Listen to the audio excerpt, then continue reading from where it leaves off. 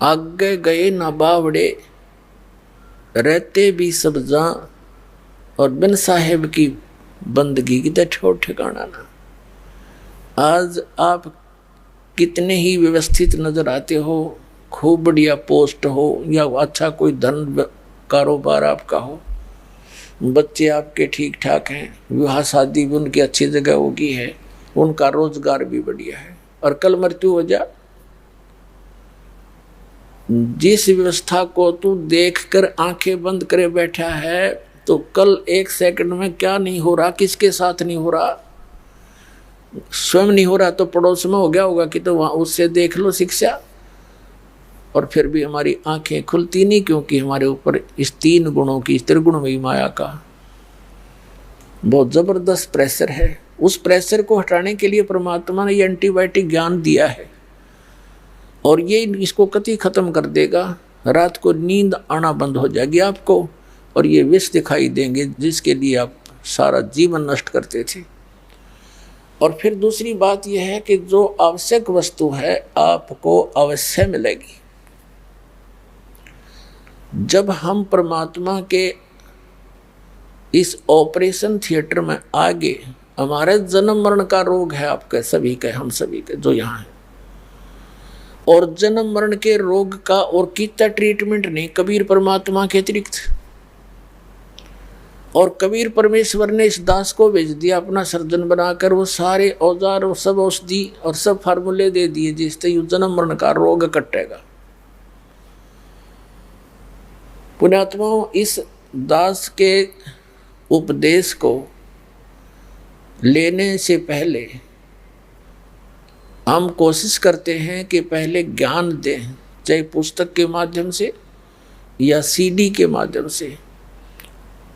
तो हम ये चाहते हैं कि पहले आप जागृत होकर आओ, और फिर जो दुखी हैं वो भी आओ, सुखी भी आओ, सारे आओ।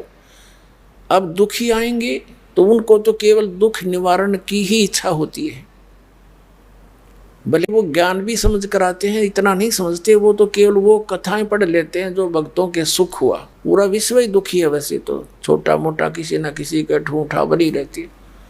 तो भोली आत्माएं इस उद्देश्य से आ जाती हैं, हम उन्हें भी स्वीकार करते हैं कि आप ज्ञान सुनो, परमात्मा पर विश्वास करो, ये समर्थ शक्ति है, ये जो चाहे सो कर देगा, आपके सब दुख भी दूर कर देगा। लेकिन आपने थोड़ा सा धैर्य रखना पड़ेगा, आपने धैर्य रखना पड़ेगा, क्योंकि कोई भी वस्तु एकदम नहीं होती।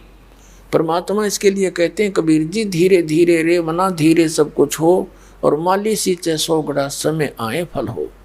जैसे एक आम का पौधा बोता है, लगाता कोई भी लगा लो, चाहे जैसे परमात्मा ने माली का उदाहरण दिया है, तो उसकी सिंचाई करता है, सैकड़ों घड़े पानी के सिंचाई करता है उसमें, जब तक वो बड़ा होता है। और जब वो बड़ा हो जाता, उसमें 2, 3, 4, 5, पहले तो 10-10 वर्ष लग जाते थे। तो बड़ा होने के बाद फिर देखना उसका रंग, वो उसका सुख, इतने फल लगेंगे, आप भी खा लोगे, पड़ोसी भी तोड़ ले जाएंगे, रिश्तेदारों के भी पहुंचा दोगे तो भी खत्म ना हो। तो ये वास्तविक भक्ति रूपी पौधा अब आपको मिला है। अब इसकी सिंचाई शुरू करो, यानी इसकी जो साधना बताई है दास ने, यह पूजा शुरू करो, और थोड़ा समय दो मालिक को। वैसे तो ये जो चाहे सो कर सकता है। ये समर्थ जब 600 वर्ष पहले आए थे कबीर भगवान, 64 लाख शिष्य हो गए थे कबीर परमात्मा की, 64 लाख शिष्य। और उस समय भारतवर्ष की कितनी आबादी होगी, उसमें 4 करोड़ के लगभग आबादी होगी आज से 600 वर्ष पहले पूरे भारतवर्ष की। और भारतवर्ष कितना था, अफगानिस्तान, पश्चिमी पाकिस्तान, बलूचिस्तान और इराक, ईरान, गढ़, गजनी, ये यहाँ तक, और पश्चिमी पाकिस्तान और पूर्वी पाकिस्तान, ये सारा कुछ भारतवर्ष के अंदर था। और सब मिलाकर के मुश्किल से 4 करोड़ आबादी होगी जनसंख्या। और उस समय 64 लाख से हो जाना, ना कोई मीडिया था, ना कोई स्पीकर लाउड स्पीकर थे, ना कोई बुक का साधन था, सब अशिक्षित थे। वो कैसे किया करते थे, परमात्मा कहीं जा कर के खड़े हो जाते थे बीच बाजार में, और एक इकतारा लेकर सुरीली आवाज़ से अपनी वाणी बोलनी शुरू कर देते थे। अब हमारी आदत है, कहीं कोई विशेष सी आवाज़ आती है, कोई बाजा वगैरह बजता है, तो हम उधर अवश्य आकर्षित होते हैं। वो दयालु हमारे लिए भटक रहे थे, आप बैठ जाते थे सैकड़ों की संख्या में, फिर उनको ऐसा ज्ञान सुनाते थे, क्योंकि आत्मा दुखी तो सभी है, और फिर किसी को आशीर्वाद देते थे तो सुखी हो जाते थे। यानी इतने सुखी कर दिए, पर वो फेल हो गए सारे। वो सिर्फ झाड़ा लवाना आने लग गए मालिक के पास। दुखी हुए, दूसरे को बुला ले, हजर तो भी चाल उड़े, गुरु जी जाते ठीक कर दें। अपने आत्माओं जिस कारण से वो परमात्मा वेल नोन हो गए कि भी ऐसा संत नहीं, लेकिन आदत ये बन गई, उन्हें ज्ञान नहीं सुना और आशीर्वाद ले मालिक को तो समर्थ थे। और हम उनके बच्चे, उनको उनसे दुख हमारा देखा नहीं जाता। अपने बच्चे का दुख पिता माता नहीं देख सकते, जहाँ तक उनकी शक्ति होगी, संभव होगा, वो दुख रहने नहीं दे उनका। और वो तो सक्षम थे। तो इस प्रकार उस परमात्मा ने ना जाने कितने को सुख दिया, 64 लाख चेले बन गए। और बाद में फिर एक पे छोड़ मारी थी उनको, एक परखी मारी थी, एक भी ना पाया, क्योंकि वो ज्ञान ग्रहण नहीं कर रहे थे। वो केवल स्वार्थ सुखों की प्राप्ति के लिए ही लगे हुए थे। तो पुण्यात्माओं, आपको दास ने, परमात्मा कबीर जी ने जब ये ज्ञान स्टार्ट किया ही था, ऐसे अब भी हो रहे हैं सबको, ऐसे सुख तो अब भी होंगे और होते रहेंगे। ऐसे ऐसे लीला की दाता ने, क्योंकि पहले ज्ञान नहीं मान रहे थे। सन 1994 से दास सत्संग कर रहा था गांव गांव में। अक्षेत्र ज़्यादा गांव का कवर किया हमने, क्योंकि हम गांव के रहने वाले थे। तो वहाँ क्या करते, ऐसे ऐसे सुख दिए, वह सोच भी नहीं सकते कि भगवान ऐसा करता है, और काफ़ी संख्या में लग गए। अब क्या होता, 4-5 सुख मालिक ने लगातार दे दिए ताकि ये मेरे तरफ दृढ़ हों, और एक ना हुए, बताओ, और वो आवश्यक ना हो, उसी में दिल टूट गया। नो क्योंकि मैं नहीं फायदा होया मेरे। वो जा बैठा, फिर वही माता का धोकन, वही जहाँ जाया करता वहीं फिर धक्के खाने लग गया। तो कहने का भाव दास का ये है कि यहाँ आने से पहले आप पहले तो हमारा उद्देश्य समझो और फिर अपना समझो। यहाँ आने के बाद सुख तो आपको होगा ही होगा, इसमें तो दो राय है ही नहीं, क्योंकि ये समर्थ है, लेकिन वो अपने हिसाब से करेगा। आप यहाँ आओगे, राहत मिलेगी, फिर आप बैठकर सत्संग सुनोगे। जिनको ऐसा ऐसा कष्ट था, सब फेल हो लिए थे, डॉक्टर भी, झाड़े झपटे भी, संत महंत भी, सब जगह, और यहाँ आते मालिक ने दया कर दी। यह तो होना ही है आपका, लेकिन होगा जब आप पूर्ण रूप से विश्वास कर लोगे। तो इसलिए दास पहले आपको ज्ञान से परिपक्व करना चाहता है।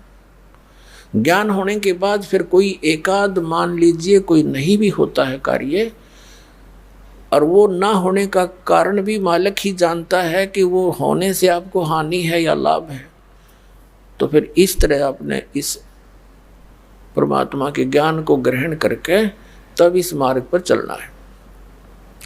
तो दास तो कहना चाहे है सारा कुछ भूमिका बना के कि यहाँ भक्त आवें, हमारे ज्ञान के उद्देश्य को समझें।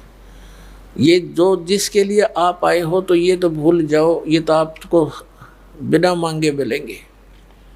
ये हमारा यहाँ जो आप मांगने आते हो, वो तो हमारा वो जनरल स्टोर भी नहीं है, ये तो हम आपके लिए रखते हैं, क्योंकि यहाँ पर सब सुविधाएं आपको देनी पड़ेंगी, तभी आप परमात्मा को पहचान पाओगे। उस दयालु ने ऐसी भी दया कर रखी है। जैसे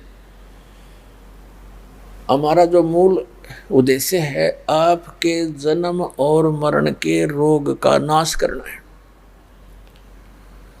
और ये भी मालिक को मालूम है कि जब तक आपको ये विश्वास नहीं होगा कि कबीर इज गॉड, ये ज्ञान से, तो भी आप इस मार्ग पर सफल नहीं हो सकते। तीसरा, दाता को ये भी मालूम है कि कितना ज्ञान सुना लें, जब तक कोई जो कांटा नहीं निकलेगा, इतने आवाज सुहावा नहीं। परमात्मा परमात्मा है, वो सब जानते हैं मेरे बच्चों को किस चीज़ की आवश्यकता है। तो आपके जो पाप रूपी कष्ट ये काटे हैं, ये तो वो निकाल ही निकालेगा। उनके निकले बिना आपका विश्वास नहीं हो सकता कि भगवान है। नहीं तो कितने गीत गा लें हम, कितने प्रमाण दिखा लें, आपका कति विश्वास ना हो। तो वो परमात्मा वो भी विश्वास कराएगा आपको, आपको सुख भी देगा। लेकिन इन संसारिक सुखों के ही डिमांड के लिए, इनकी ही इच्छा के लिए आपने केवल इसीलिए ये नाम ग्रहण नहीं करना चाहिए। दास का कहने का तात्पर्य है, फिर जब आप इस मार्ग पर लग गए तो जैसे डॉक्टर के ऑपरेशन थिएटर में रोगी आ जाता है तो वहां पर डॉक्टर की ही चलेगी, मरीज की नहीं चलेगी। यदि वो रोगी अपनी चलाता है तो वो डॉक्टर को डिस्टर्ब कर रहा है, वो उसका इलाज नहीं कर पाएगा और ना वो करवा पाएगा। तो पुण्यात्माओं, आप जी मूल उद्देश्य ये लेकर आइएगा कि हम कितने दिनों से यहाँ धक्के खा रहे हैं, भटक रहे हैं, और आप क्या मांग लोगे? किसी का पुत्र नहीं है तो पुत्र मांगने आओगे, निर्धन है वो धन मांगने आएगा, रोगी है वो सवा सत्य मांगने आएगा। अब परमात्मा कहते हैं ये जो तुम मांगने आओगे ये ऐसी विधि बताएंगे हम, ये तुम्हें पहले मिलेंगी, ये तो मिलेंगी ही मिलेंगी, ये समझ लेना। जैसे किसान गेहूं बीजता है तो गेहूं बीजता है, उसका उद्देश्य गेहूं से तूड़ा बनाना नहीं होता। गेहूं बीजने का उद्देश्य उसका चारा भूस प्राप्ति नहीं होता। उसका उद्देश्य होता है कि मेरे बच्चे भूखे ना मरे, मुझे गेहूं प्राप्त हो, अन्न प्राप्त हो। और गेहूं बीजा जाता है तो भूस उसके साथ होता है, वो तो पहले बनेगा, भूस तो बनेगा ही बनेगा उसमें। तो कहने का भाव ये है कि जो वस्तु आप मांगने आते हो वो तो है भूस, और जो हम देना चाहते हैं वो है कणक, आपकी जीवन रक्षा। तो ऐसी विधि, ऐसी भक्ति आपको दी जाएगी कि जो डिमांड आप करने आए हो, कोई रोगी है उसका रोग दूर होगा, निर्धन है उसको आवश्यक वस्तु धन अवश्य मिलेगा। वो भक्ति विधि आपको बताई जाती है कि इसमें ये भूस तो बनेगा ही बनेगा। तो फिर मांगने की आवश्यकता नहीं रहेगी, आप इतने समझदार हो जाओगे। आप इस भक्ति को स्टार्ट करके देखो विश्वास के साथ। जो प्रथम मंत्र आपको दिया जाता है, ये हमारे शरीर के अंदर जो कमल बने हुए हैं, इन कमलों में जिस जिस भी देव का अधिपत्य है उसके मंत्र दिए जाते हैं। ये उनकी पूजा नहीं है, पूजा में और साधना में अंतर होता है। जैसे हमने आम की आवश्यकता है, आम हमारा पूज्य है, आम प्राप्ति के लिए हम क्या करते हैं? मजदूरी करते हैं। धन कमाने के लिए पैसा चाहिए और पैसे से फिर आम मिलेगा। तो हम जहाँ कोई मजदूरी करते हैं या कोई नौकरी करते हैं, कोई व्यवसाय करते हैं, धन कमाते, तो वह मजदूरी है, वो पूजा नहीं है आम की, वो उनकी पूजा नहीं है। आम पूजा आम की कर रहे हैं क्योंकि हमें आम की आवश्यकता है। आम मिले कैसे, उसके लिए साधना है, सारी प्रोसेस है वो। तो ऐसे इन भगवानों की जो हम आपको मंत्र देते हैं, ये इनकी पूजा नहीं है, इनकी मजदूरी है या और इनकी जो हम आपको साधना बताते हैं, इसके करने से ये आपको ऑटोमेटिकली लाभ देना शुरू करेंगे। क्योंकि यहाँ के ये इंचार्ज हैं, श्री ब्रह्मा जी, श्री विष्णु जी, दुर्गा जी और ये गणेश जी, ये यहाँ के इंचार्ज हैं। इनके विभाग बांटे गए हैं और जो भी आप सत साधना करोगे शास्त्र अनुकूल, ये फल देंगे आपको यहाँ पर। अब जैसे आपने कोई कनेक्शन ले रखा है, बिजली का, टेलीफोन का कनेक्शन ले रखा है, जल और गैस का कनेक्शन ले रखा है, तो आप उनके जो टैक्स भरते हो उनकी पूजा नहीं करते। टैक्स भरोगे आपको सुविधा देंगे, आपके काम चलेंगे। तो ये समझो, इनके जो मंत्र आपको दिए जाते हैं ये इनका टैक्स है, और जब इनका टैक्स शुरू हो जाएगा तो अपने आप आपको राहत देंगे। आप सत साधना ना करके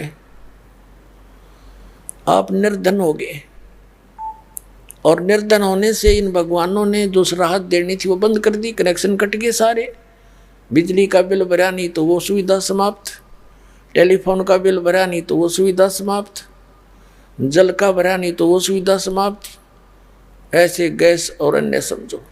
तो फिर उसको जैसे कोई विदेश में चला जाता है और वहाँ कोई बिजनेस व्यापार करता है, उसको हानि हो जाती है, सब कनेक्शन कट जाते हैं, तो उसको दोबारा उसी विधि से ऊपर उठाया जाएगा। तो उसका कोई गारंटर मिल जाए उसको, जो गवर्नमेंट से उसके सब कनेक्शन चालू करवा दे, फिर वो सरकार उनको लाभ देना शुरू कर देती है, वो फिर अपना कमा करके उनका टैक्स देना शुरू कर देता है। तो दास जो आपका इन सभी यहाँ के प्रधानों के बीच में गारंटर बनेगा, और इन ब्रह्मा विष्णु महेश से आपको कनेक्शन चालू करवाएगा कि आपका ये टैक्स देते रहेंगे, आप इनकी सुविधा शुरू करो। जो जाप आप करोगे इनका, ये इनकी मजदूरी है और इनका टैक्स है, तो फिर ये ऑटोमेटिक ना चाहते हुए आपको सुविधा देनी पड़ेगी इनको। तो ये पूजा नहीं है इनकी। पूजा में और आदर में, सत्कार में बहुत अंतर होता है।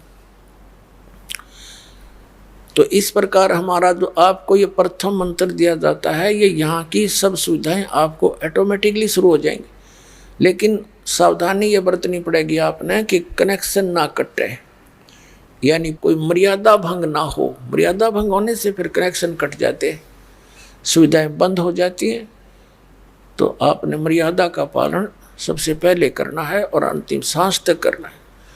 कोई भी कार्य देख लो, मर्यादा बिना नहीं चलता।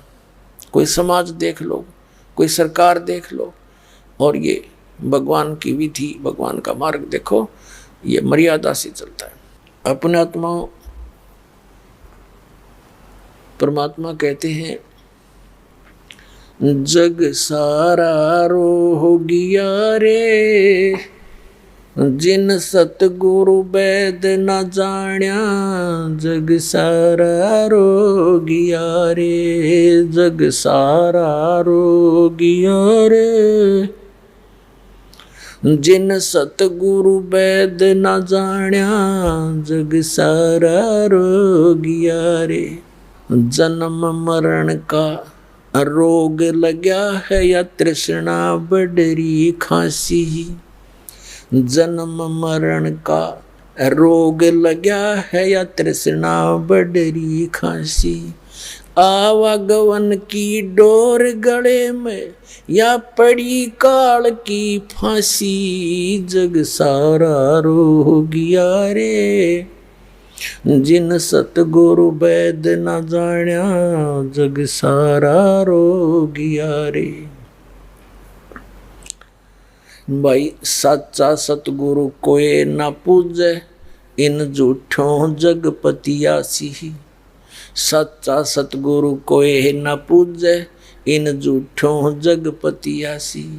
अंधे की बाँ गई अंधे ने, मार्ग कौन बतासी, जग सारा रो गया रे, जिन सतगुरु वैद न जाण्या, जग सारा रो गया रे, जग सारा रो गया रे, जिन सतगुरु वैद न जाण्या, जग सारा रो गया रे। भाई देखा देखी गुरु शिष्य बन गए, किया ना तत्व विचार्या।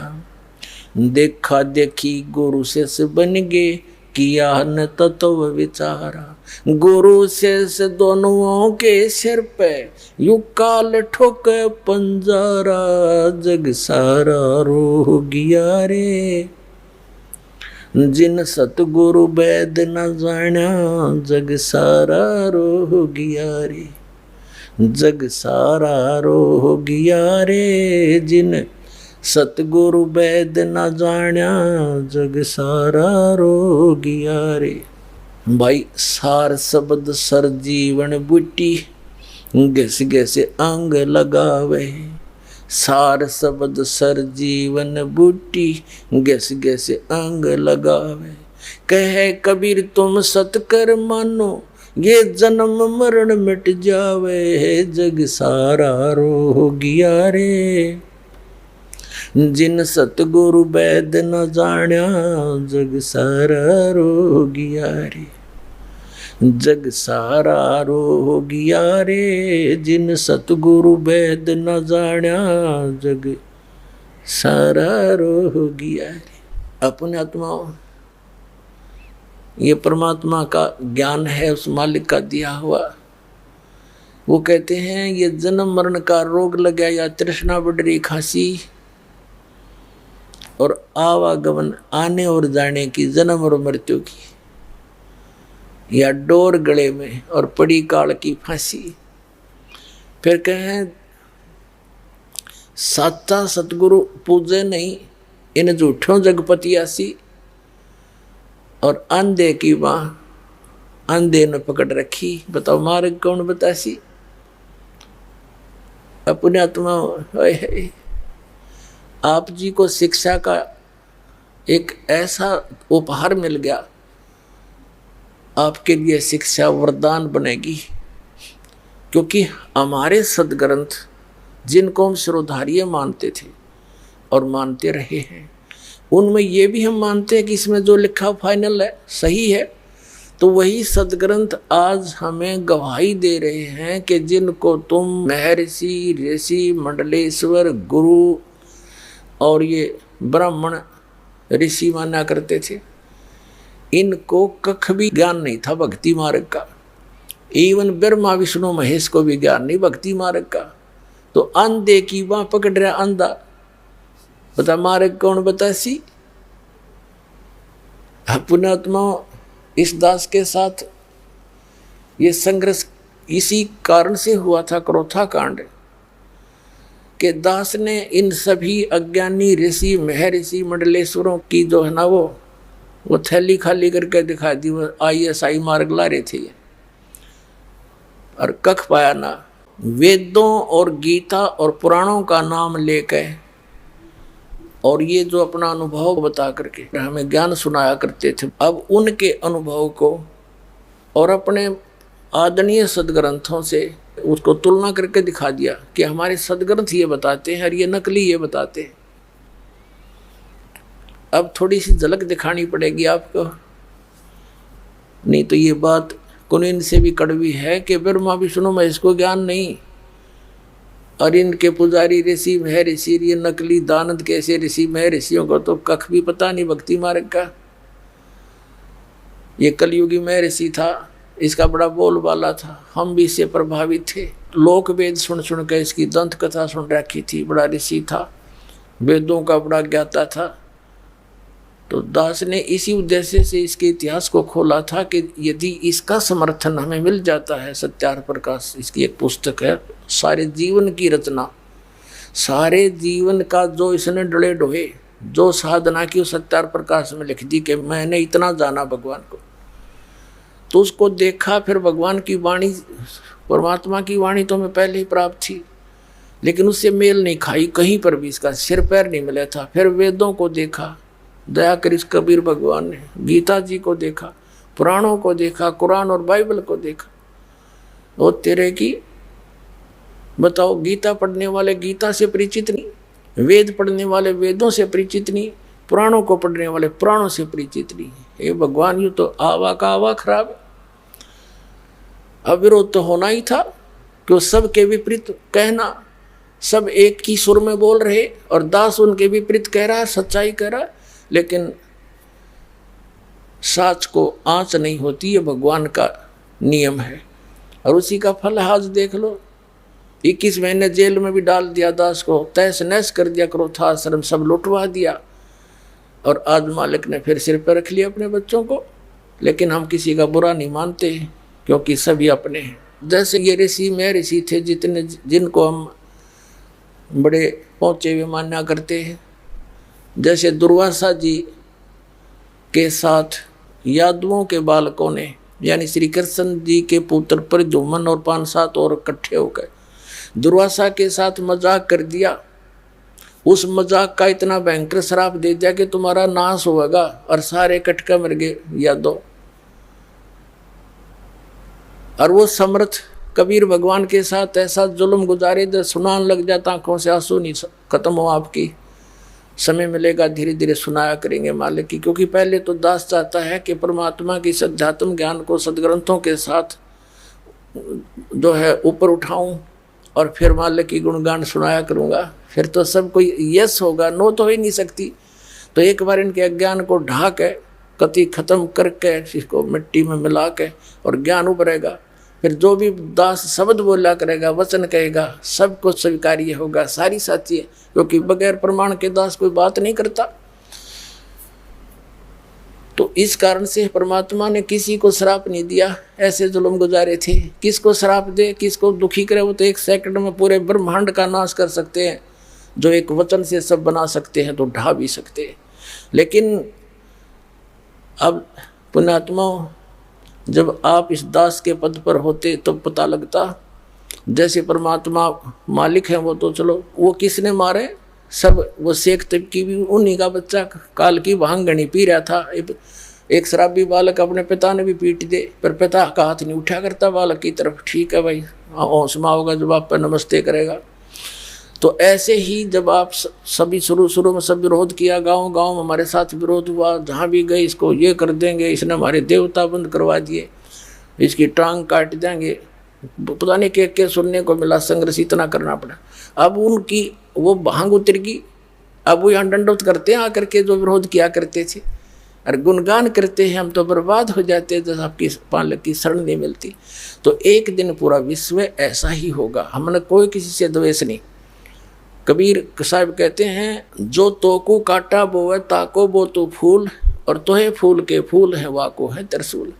और फिर हमारे साथ समर्थ है, फिर हमने किसी के साथ गिल्ला भी क्या है, जब मालिक साथ रहना चाहिए तो संसार तो फिर आपके साथ हो लेगा। जिसके साथ भगवान है तो हमारे साथ कबीर भगवान है, हम उसी के बच्चे हैं, सब अपने ही बच्चे हैं। दास का कति हृदय से दृष्टिकोण यही है, क्योंकि हमें ज्ञान हो गया, हमारा अंधेरा हट गया, हमने दूसरे कोई दिखाई नहीं देता, गरीब होते अमीर, हमने परमात्मा का बालक दिखाई देता है। अमीर है वो भी उसी का, कल मृत्यु हो जाए वो अमीर कहाँ रहेगा, वो तो सारा यहीं छोड़ गया, तो जोड़ा जाड़ा सारा वो तो एक सिंगल जाएगा वहाँ पर कंगाल होकर के। और वहाँ तो धनी वो होगा जिसके पास यह भक्ति होगी। कबीर सब जग निर्धना धनवंता ना कोए, और धनवंता सो जानिए जिस पर राम नाम धन होए। तो भगवान यहाँ के इस धन को ना देखता, उस राम नाम के धन ने देखा। चाहे कंगाल के पास हो धन, उसको सीने से लगाएगा दाता, और सेठ के पास है वो भी परमात्मा के लिए प्यारा है। तो ये जो परमात्मा के इन प्रमाणों का, सच्चाई का इतना परिणाम हमें मिला कि आज परमात्मा ने पूरे विश्व में ढोल बजा दिया, और सबसे प्रार्थना कर दी कि तुम्हारे पास यदि ज्ञान है तो चर्चा करो मैदान में, आध्यात्मिक ज्ञान के मैदान में। सब कान बोझ के बैठे हैं, कोई नहीं चल सकता। क्यों नहीं? क्योंकि झूठे हैं, अज्ञानी हैं, उनके पास कख भी नहीं है। तो जनता आज बहुत समझदार है, इस बात का बड़ा प्रभाव पड़ रहा है कि बोल क्यों नहीं रही वो, और बोलते हैं तो वो फ्यूज है सारे। जितनी भी आध्यात्मिक ज्ञान चर्चा हुई है उनके पास कख भी नहीं है, सारे प्रमाणित करके दिखा दिए, विद प्रूफ दे दिया, वो सब शांत होकर बैठ गए। अपने आत्मा परमात्मा ने एक शब्द बोला, अंधे की बाँ गई अंधे ने मार्ग कौन बतासी, और साचा सतगुरु कोई ना पूजे झूठों जगपतियासी। फिर परमात्मा ने कहा है कि देखा देखी गुरु शिष्य बन गए, किया न ततो विचारा, और गुरु शिष्य दोनों के सिर पर काल ठोका पंजारा। यहाँ ये चाहे मंडलेश्वर पाके बैठे हो, चाहे आचार्य और शंकराचार्य अपने बैठे हो, और चाहे कितने ये गुरु पद प्राप्त करके अपने पुण्यों का नाश कर रहे हो, इस सत भक्ति के बिना, इस सच्चे मंत्र की कमाई के बिना वहाँ कोई सहारा नहीं जीव को। गुरु चेले दोनों पटेंगे ऊपर जाकर के। परमात्मा कहते दोनों के सिर पे काल ठोका पंजारा। तो उससे बचने के लिए एक ही तरीका है, सतलोक आश्रम बरवाला में आओ और ये सच्चा ज्ञान प्राप्त करो और नाम प्राप्त करो। सदा सुखी तेरे बालक भी सुखी। एक थोड़ी सी झलक दिखाते हैं, ये कितने ज्ञानी थे ब्रह्मा विष्णु महेश और ये ऋषि महर्षि। थोड़े से समय में सब क्लियर हो जाएगा अपने ही सदग्रंथों में देखिएगा। श्रीमद् देवी भागवत सचित्र मोटा टाइप, गीता प्रेस गोरखपुर से प्रकाशित है। इसके संपादक हैं हनुमान प्रसाद पोदार और चिमन लाल गोस्वामी।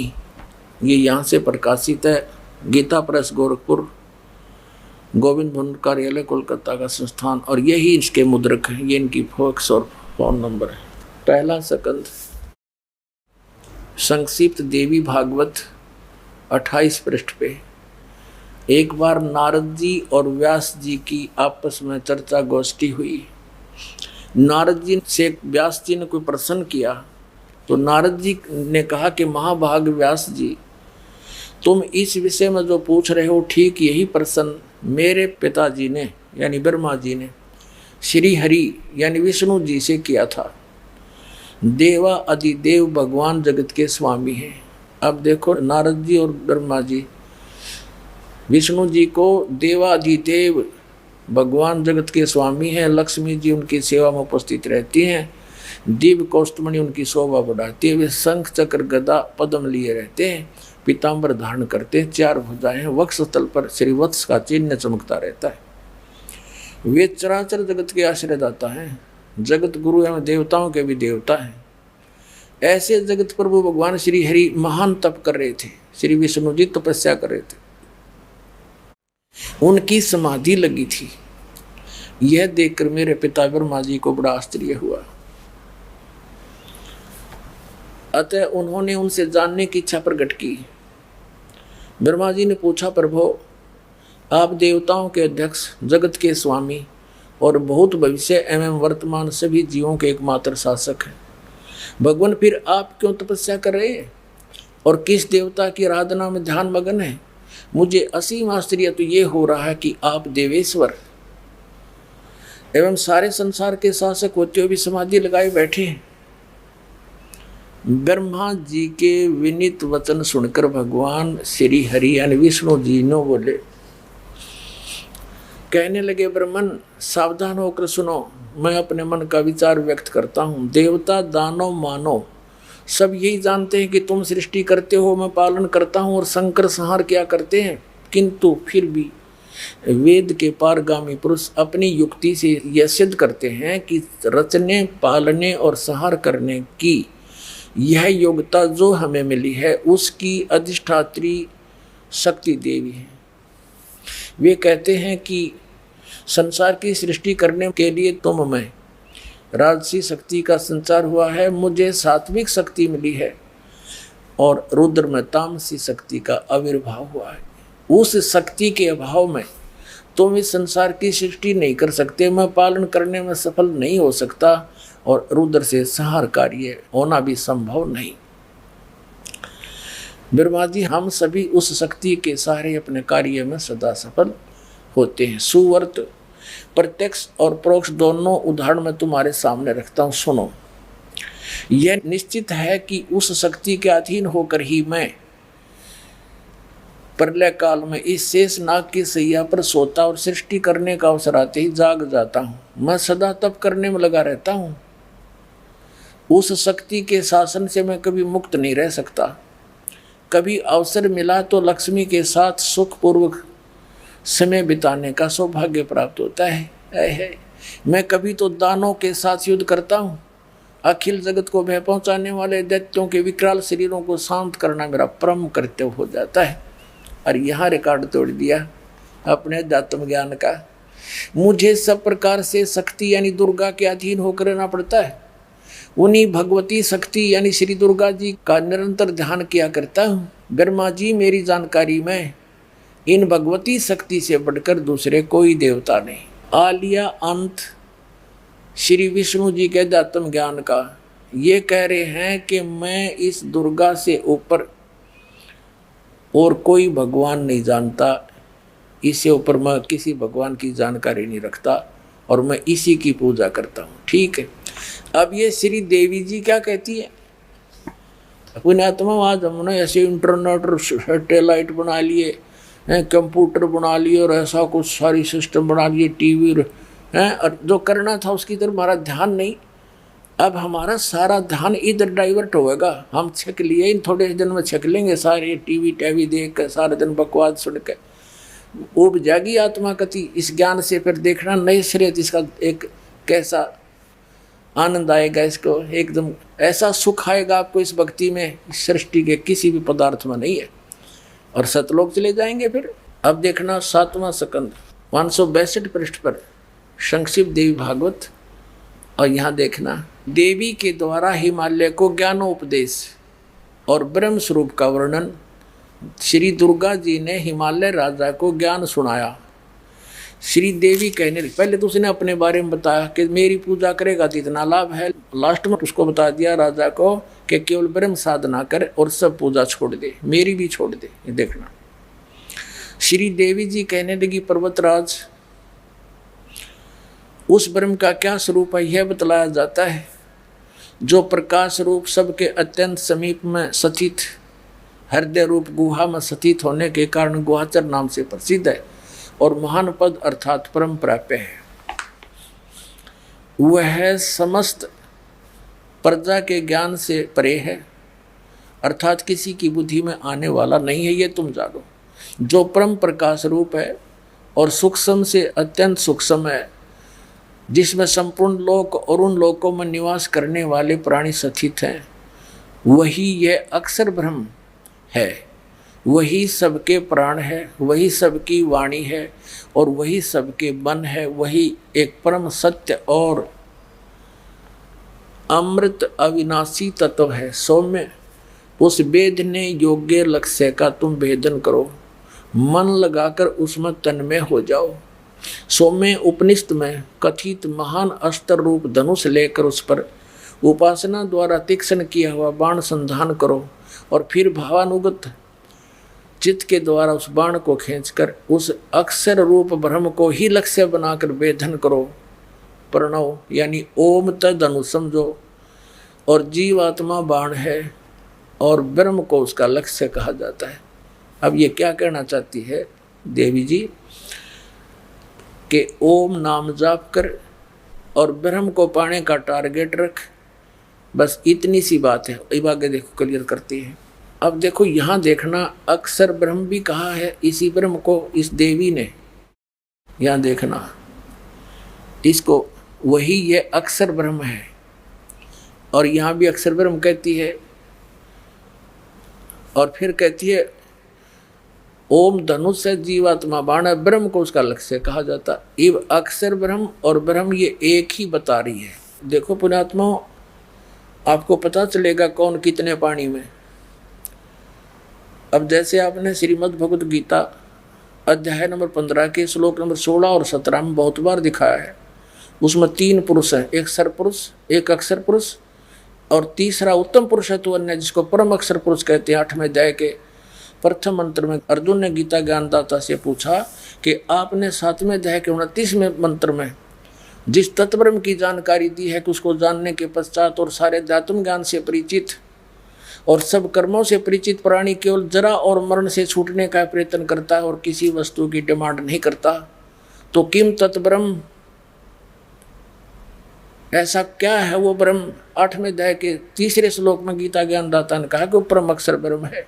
तो गीता जी अध्याय नंबर 15 के श्लोक नंबर 16 और 17 में 3 पुरुष हैं। सरपुरुष ये ब्रह्म है, अक्षर पुरुष ये परब्रह्म है जो 7 संग ब्रह्मांड का स्वामी है, और सरपुरुष ये केवल 21 ब्रह्मांड का मालिक है।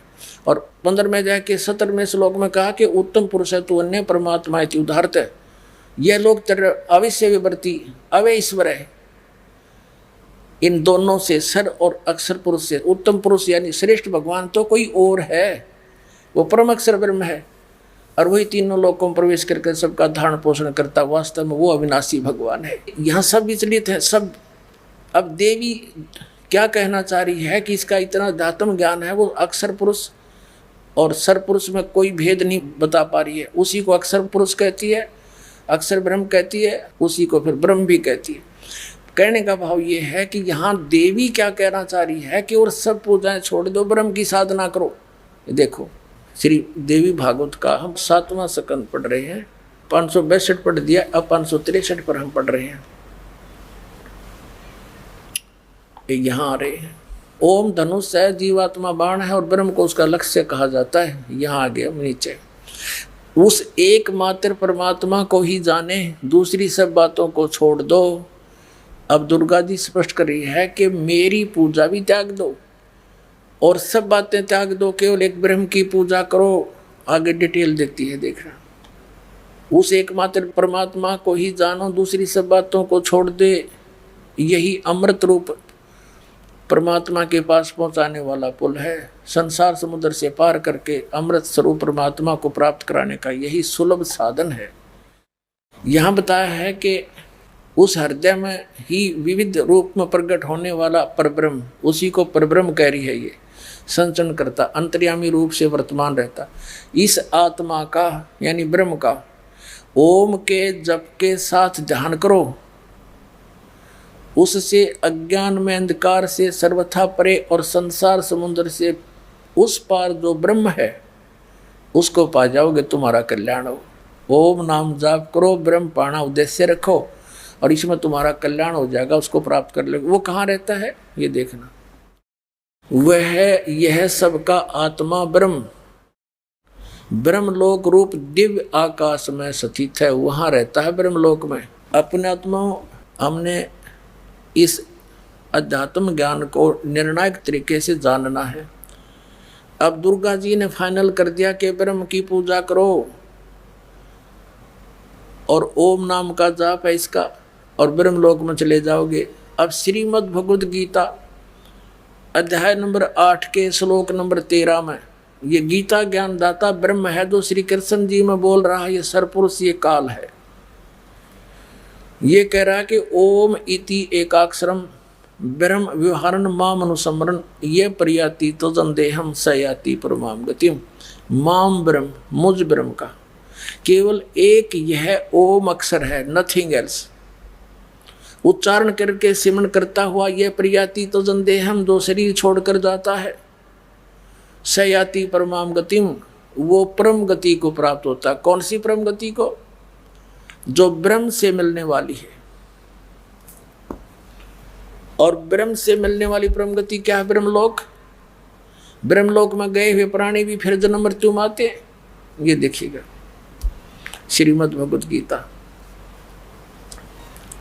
जयदयाल गोविंद का इसके अनुवादक है। गीता प्रेस गोरखपुर से ये छपी है। ये देखिए अध्याय नंबर 8 का और श्लोक नंबर 13। ये 12-13 इकट्ठा अनुवाद किया उन्होंने। इसका यहाँ देखेंगे, ओम इति एकाक्षरम ब्रह्म व्यवहारन माम अनुसमरण यह प्रयाति तजंदेहम स याति परमाम गतिम। इसका अर्थ सीधा सा बनता है माम ब्रह्म, मुझ ब्रह्म का ओम इति एकाक्षरम, यह एक अक्षर है, नथिंग एल्स। और व्यवहारन अनुसमरण उच्चारण करके सेवन करता हुआ ये प्रयाति तजंदेहम सयाति परमाम गति, जो शरीर छोड़कर जाता है वो परम गति को प्राप्त होता है। कौन सी परम गति को? ब्रह्म की प्राप्ति होगी।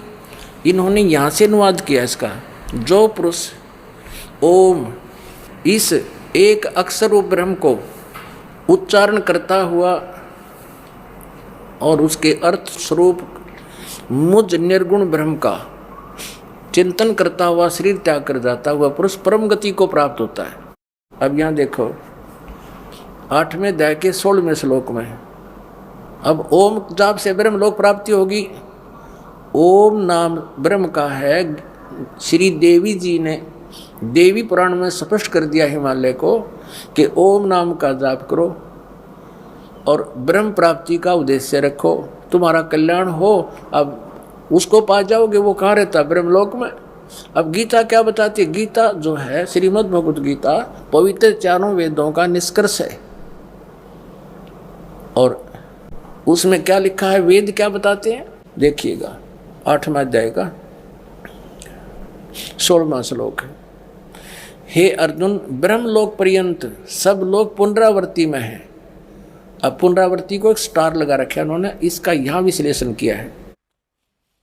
इसमें क्या बताया है कि अर्थात जिनको प्राप्त होकर पीछे संसार में आना पड़े, ऐसे यानी सभी लोग पुनरावृत्ति में है। वहां गए हुए प्राणी भी जन्म मृत्यु में पुनः आते हैं, पूर्ण मोक्ष नहीं होता।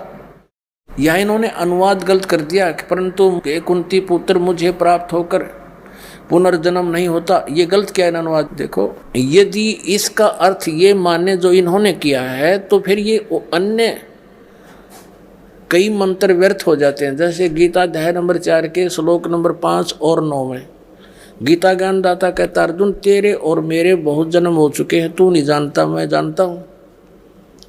दूसरे अध्याय के 12वें श्लोक में कहता, अर्जुन ये राजा लोग तू और मैं पहले भी जन्मे थे, आगे भी जन्मते रहेंगे।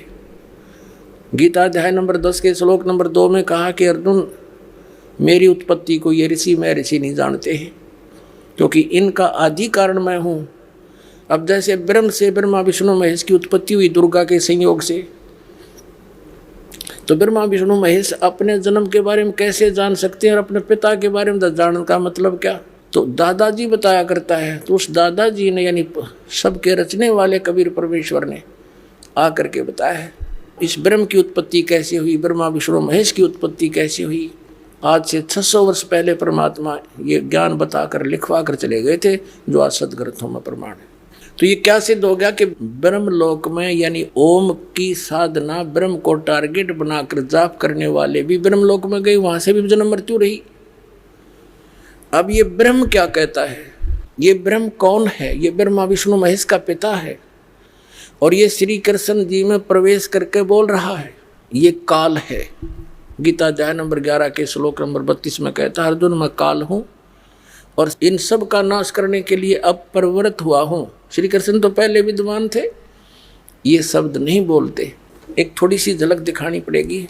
एक समय श्री ब्रह्मा श्री विष्णु जी का आपस में झगड़ा हो गया। किस बात पे? ब्रह्मा जी कहते हैं विष्णु जी को कि मैं तेरा बाप हूँ। विष्णु जी कहता है कि मैं तेरा बाप हूँ तो मेरी नाभि कमल से उत्पन्न हुआ है।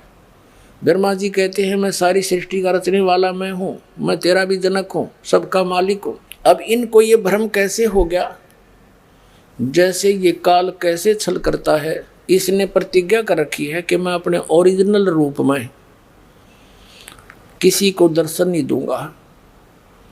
जैसे श्रीमद् भगवद गीता अध्याय नंबर 7 के श्लोक नंबर 24-25 में ये कहता है कि अर्जुन मैं अपनी योग माया से छुपा रहता हूँ, मैं कभी किसी के समक्ष नहीं आता। और ये बुद्धिहीन जन समुदाय मुझे कृष्ण मान रहा होगा। माम अव्यक्तम व्यक्तिम आपनम मनन्ते अबुद्धा, ये बेबुद्धि के व्यक्ति मुझे कृष्ण मान रहे होंगे। मुझे अव्यक्त को, अव्यक्त माने गुप्त रहना, और ये मेरा अनुत्तम अटल विधान है, कभी ना नाश होने वाला। मैं कभी किसी के समक्ष नहीं आऊँगा। 11वें अध्याय के 47 और 48 श्लोक में गीता ज्ञानदाता ब्रह्म कहता है कि ये मेरा स्वरूप जो तूने देखा अर्जुन, आज से पहले तेरे अतिरिक्त किसी ने नहीं देखा, ना आगे कोई देख सकता।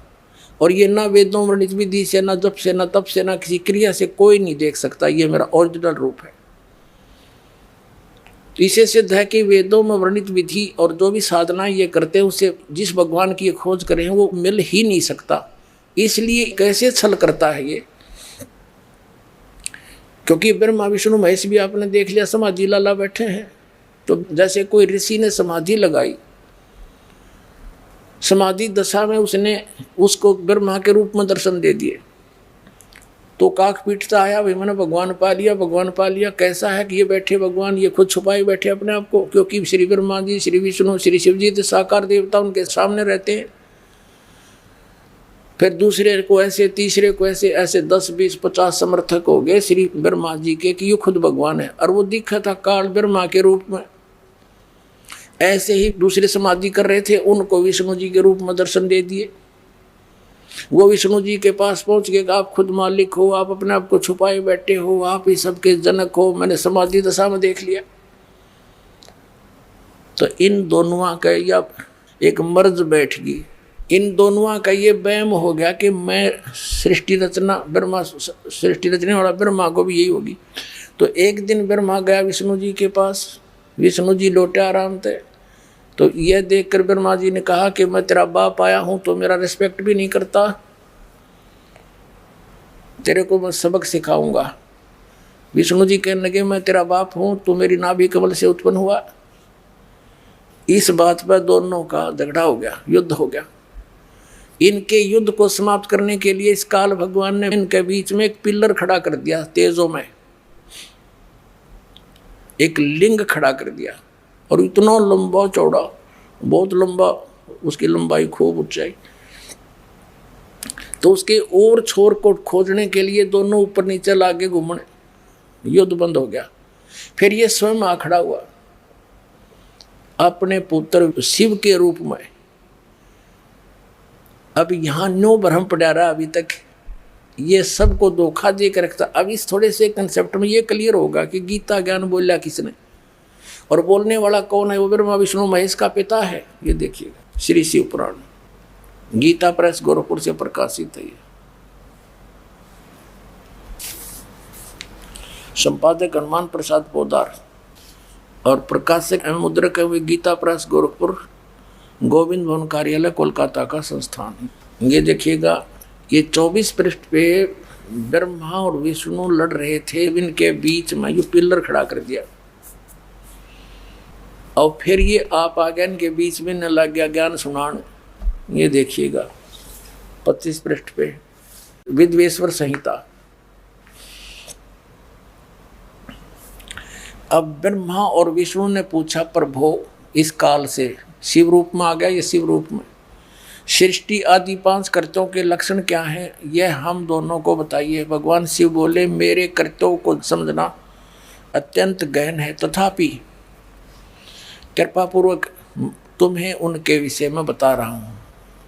अब आगे आ जाओ, हम अपने मतलब की बात पढ़ लेंगे। 26 पे हम पढ़ रहे हैं संक्षिप्त शिव पुराण विद्वेश्वर संहिता। अब ये काल उनको कह रहा है, दोनों को, ये शिव रूप में आ गए। ये क्या कह रहा है, पुत्रों तुम दोनों ने, ब्रह्मा और विष्णु को पुत्र कह रहा है, तपस्या करके प्रसन्न हुए मुझ परमेश्वर से सृष्टि और सतीथि नामक 2 कृत प्राप्त किए हैं। ये देखो कैसा कमाल कर रखा है। कहते तुमने तप किया और मन प्रसन्न होकर तुमको ये 2 जॉब दे दिए, 2 विभाग, सृष्टि और सतीथि। ईंग लगी ना फटकड़ी, पहले इन बडड़े डुआए, तपस्या करवाई, इनको चार्ज करवा दिया, बैटरी होगी, सिद्धि आ गई, इनको भी ये 2 महकमे दे दिए दोनों को। अब तुम फोड़ो कर्म। अब देखो, पुत्रों तुम दोनों ने तपस्या करके प्रसन्न हुए मुझ परमेश्वर से सृष्टि और सतीथि नामक 2 कृत प्राप्त किए हैं। ये दोनों तुम्हें बहुत प्रिय हैं। इसी प्रकार मेरी विभूति स्वरूप, यानी मैं इस रूप में खड़ा हूँ, मेरे जैसे रूप वाले रुद्र और महेश्वर ने 2 अन्य उत्तम कृत्य, यो ने है मैं नहीं है, गलती से लिखा है, रुद्र और महेश्वर ने ये 2 अन्य उत्तम कृत्य संहार और तिरोभाव मुझसे प्राप्त किए हैं, परंतु अनुग्रह नामक कृत्य दूसरा कोई नहीं पा सकता। अब देखो, ब्रह्मा और विष्णु ये दोनों हो गए, रुद्र और महेश्वर 4 हो गए, बोलनिया 5वां। अब ये बोलने वाला कौन है, ये काल है, यो ब्रह्मा विष्णु महेश इन सब का पिता है। अब ये आगे क्या ज्ञान दे रहा है कि मेरा ओम नाम है, और ये 5 अवयव से बनकर एक अक्षर हो गया। ये देखो 26 पृष्ठ पे संक्षिप्त शिव पुराण पे, यहाँ आगे है, मैंने पूर्व काल में अपने स्वरूप भूत मंत्र का उपदेश किया है, जो ओंकार के रूप में प्रसिद्ध है। वह मंगलकारी मंत्र है। सबसे पहले मेरे मुख से ओंकार ओम प्रकट हुआ, जो मेरे स्वरूप का बोध कराने वाला है। ओंकार वाचक है, मैं वाच्य हूँ। ये मंत्र मेरा स्वरूप ही है। प्रतिदिन ओंकार का निरंतर स्मरण करने से मेरा ही सदा स्मरण होता है। मेरे उत्तरवर्ती मुख से अकार का, पश्चिम मुख से उकार का, दक्षिण मुख से मकार का, ए ऊ मैं, और पूर्ववर्ती मुख से बिंदु का, मध्यवर्ती मुख से नाद का प्राकट्य हुआ है। इस प्रकार 5 अवयवों से युक्त ओंकार का विस्तार हुआ है। इन सभी अवयवों से यानी विभागों से, पार्ट से एकीभूत होकर यह प्रणव यानी ओम नामक एक अक्षर हो गया सिद्ध। अब यहाँ इन्होंने ओम नमः शिवाय ये मंत्र नहीं है, अनुवादकर्ता का अपना ज्ञान है ये, इसलिए इसको अलग लिखाई में भी लिखा है। यह पंचाक्षर मंत्र है, नहीं ये तो ओम है, ये ओम है पंचाक्षर मंत्र। ये 5 अवयव से युक्त ओंकार का विस्तार हुआ है। इन सभी अवयव से एकीभूत होकर, 5 से एकीभूत होकर ओम नामक एक अक्षर हो गया। ये ओम नमः शिवाय नहीं है, ये 5 ही तो ओम ही है सीधा। अब इससे क्या सिद्ध हो गया कि ओम किसका मंत्र है? ये ब्रह्मा विष्णु महेश के पिता का। और गीता किसने बोली? इस काल ने। ये 8वें अध्याय के 13वें श्लोक में आपने देख लिया, ओम इति एकाक्षरम ब्रह्म विहारण मामनुसमरण ये प्रियाति तजन देहम सयाति परमाम गतिम। मुझ ब्रह्म का केवल एक ओम मंत्र है, और जो इसका अंतिम सांस तक सेवन करके शरीर छोड़कर जाता है तो इस ओम से मिलने वाली परम गति ब्रह्मलोक प्राप्ति होती है। ब्रह्मलोक में गए हुए प्राणी भी जन्म मृत्यु में आते हैं। गीता ज्ञानदाता दूसरे अध्याय के 12वें श्लोक में गीता में, और चौथे अध्याय के 5 और 9 में 10वें अध्याय के दूसरे श्लोक में स्पष्ट करता है कि अर्जुन तेरे और मेरे बहुत जन्म हो चुके हैं, तू नहीं जानता मैं जानता हूँ। यानी गीता ज्ञानदाता का उपासक भी जन्म मृत्यु के रोग से नहीं छूट सकता। इसलिए गीता अध्याय नंबर 15 के श्लोक नंबर 1 से 4 में स्पष्ट किया गीता ज्ञानदाता ने कि जो चौथे अध्याय के 32 और 34 श्लोक में जिस तत्वदर्शी संत से ज्ञान प्राप्त करने की मैंने कहा है, उस ज्ञान का आश्रय करके और उसकी पहचान बताइए 15वें अध्याय के प्रथम मंत्र में कि उलटके हुए संसार रूपी वृक्ष को जो भिन्न भिन्न बता देगा स वेदवित वो तत्वदर्शी संत है। गीता जी अध्याय नंबर 15 के श्लोक नंबर 1 में यही ज्ञान दिया है। और संत की और असंत की पहचान उसके ऊपर के दिखावे से नहीं होती, ऊपर के आडंबर से नहीं होती, उसके ज्ञान से होती है। और फिर समाधान के मंत्र से होती है। ज्ञान भी सुना कर कोई किसी से मिलता जुलता कह सकता है, लेकिन उसके पास उस रोग के नाश करने की, इस हमारे जन्म मृत्यु के रोग का नाश करने की और प्रारब्ध के अंदर आने वाले कष्टों का निवारण करने की औषधि नहीं है, वो सही मंत्र नहीं है, तो कितनी ही बातें बनाता रहे वो संत नहीं है।